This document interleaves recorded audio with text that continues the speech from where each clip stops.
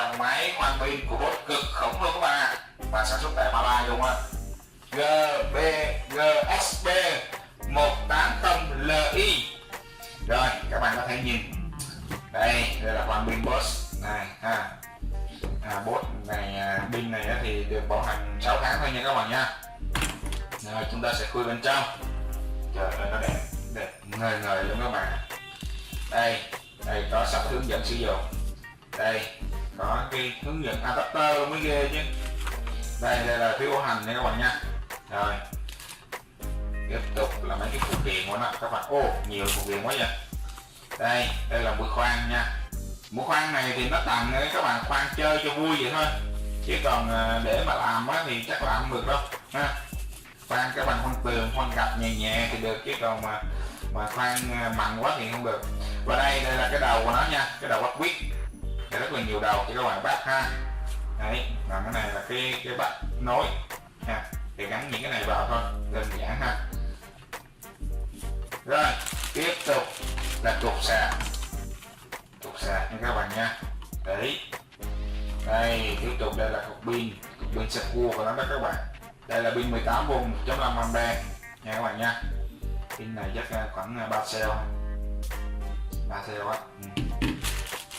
Rồi tiếp tục là cái máy của chúng ta được nằm trong cái bịch đóng gói rất là kỹ càng. Rồi các bạn có thể nhìn thấy đây là máy khoan Bosch sử dụng trở than nha các bạn nha, GSB 180Li. Đây các bạn khoan, đây nó có 2 cấp độ trượt, đó là một là khoan là chế độ số 1 là khoan chậm, chế độ số 2 là khoan nhanh nha các bạn nha. Chế độ khoan rất là nhanh các bạn ạ.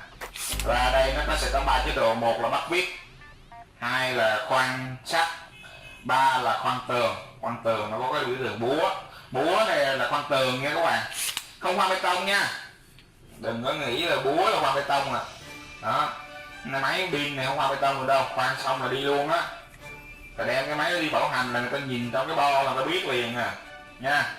Đây là số series, thông số kỹ thuật, số series, và cái Bosch này được sản xuất tại Made in Malaysia nha các bạn nha.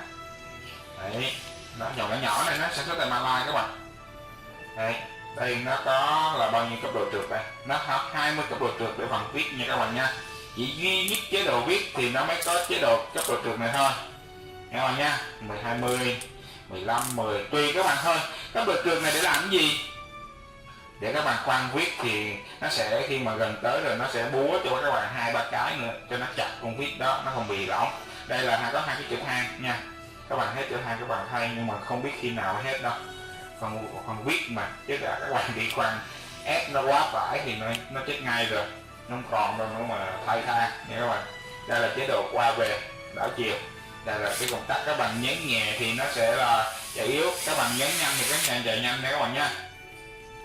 Rồi tôi vừa mới giới thiệu xong cho các bạn về một cái dòng máy khoan pin của Bosch GSB 180Li. Các bạn yêu thích kênh của tôi, các bạn có thể nhấn subscribe để hỗ trợ tôi làm một số hàng trên hàng mới. Xin chân thành cảm ơn và hẹn gặp lại các bạn.